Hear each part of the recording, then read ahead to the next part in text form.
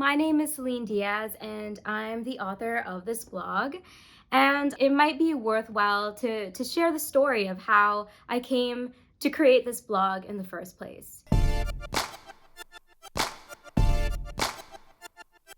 When it's 2 a.m. in the morning and you're hanging out with your best friend, that's usually when all the pretense is just stripped away and we allow ourselves to be vulnerable and we allow ourselves to start talking about really deep and substantial things that we probably wouldn't talk about in the everyday context. I really wanted it to be the kind of blog that gave the impression of stripping away our masks and allowing ourselves to be seen as we are. And the reason this was so important to me was because that is exactly the type of thing that I deeply, deeply struggled with all my life. I was always so afraid to allow myself to be seen. I was afraid to be myself. And in fact, I was kind of like a chameleon for most of my life, where I was very much a people pleaser. I would always try to be who I thought people wanted me to be, or needed me to be, or expected me to be, rather than being who I truly was. I was so convinced that there was just something inherently wrong with me, that if people really saw me for who I was, I would just be totally unacceptable. I struggled with feelings of low self-worth for pretty much my whole life. In fact, it got so bad that when I was 10, I actually went to school with notes in my pocket that I'd written to myself to remind myself to love myself. Because without that external reminder physically on a piece of paper, it was just incredibly hard for me to do that. Everything changed for me when I got my hands on my first ever self-help book. And I'm kind of embarrassed to say that because self-help is an industry that gets a lot of flack for being very woo-woo or like too cheesy or too fluffy or not to be taken seriously. But when I read that book, that self-help book, it really did transform my life. Or rather, it showed me that I had the power to transform my life, that I could control certain aspects of my circumstances. I could choose how I thought and what I believed and how I perceived things. I was not just a victim of my circumstances. And so because of that book, I started to redesign my life. So a year later, I was 11 years old in my elementary school. They kind of forced everyone to participate in this Toastmasters public speaking competition. And I really say forced because I had tremendous social anxiety. I still do. And the last thing I wanted to do was get on stage in front of the entire school and just talk about whatever. But, I figured that since they gave me this arena, I might as well talk about a topic that has been very near and dear to my heart and that I've been reflecting on all those years in my very short life, which was the topic of self-worth and self-esteem, because I knew that I wasn't the only one who struggled with that. And so it's funny because till this day, I still kept the trophy that I got from that competition, even if the trophy is like super cheaply made and I got it when I was 11.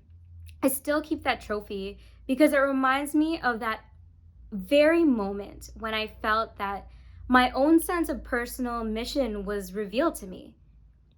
I will never forget that moment of standing on stage behind a microphone, talking about themes like self-worth or personal development, and feeling like it was just so right. And I felt alive, and I felt like I was on fire in the best way, like the adrenaline rush in my veins, and just everything about it was so memorable and so iconic to me that even now, as I grew up, as I left elementary school, I went to high school, and then I went to university, and then I graduated from university, and I started my career. In the back of my head, there was always that nagging feeling that I needed to pursue this personal mission to uplift other people in some way, especially people who are struggling with the same internal demons that I struggle with on a regular basis. It never left me. And so I just felt determined to find any way possible for me to live out that mission in whatever and however way I could. So that's really what inspired me to start this blog. I talk about many, many different things. They're all just insights from my personal life. But you'll find that the common themes that I tackle are self worth, overcoming challenges, including mental health challenges, um, and also finding the courage to pursue your passions. I would be lying if I told you that I was some kind of guru or expert whenever I give advice on any of these things or provide insights on any of these topics, because I in no way have perfected any of the pieces of advice or inspiration that I give you. I'll be the first to admit that. It's an ongoing journey, and I'm still struggling, and I'm still overcoming, and I'm still healing, and I'm still celebrating the wins. I'm in the trenches with you. I've often been afraid to share my insights because sometimes I feel like a hypocrite.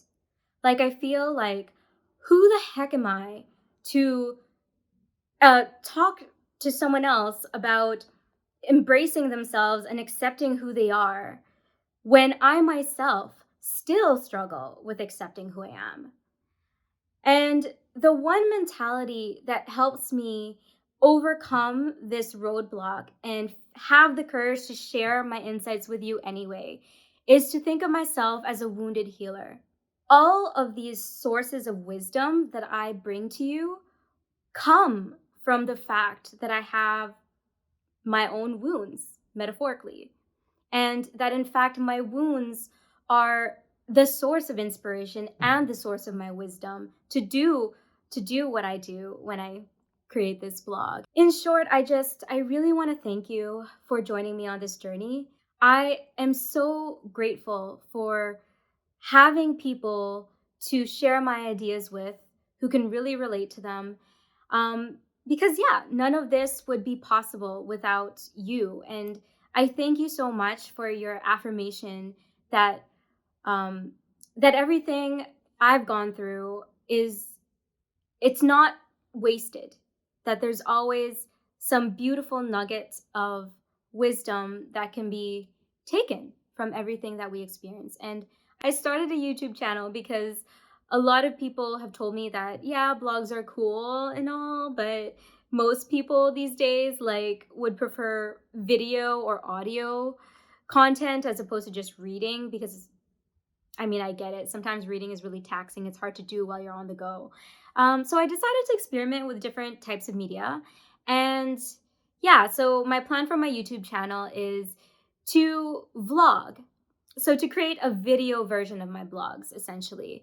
And hopefully they're engaging. You can be the judge to decide what you prefer, if you prefer my written content or my video content.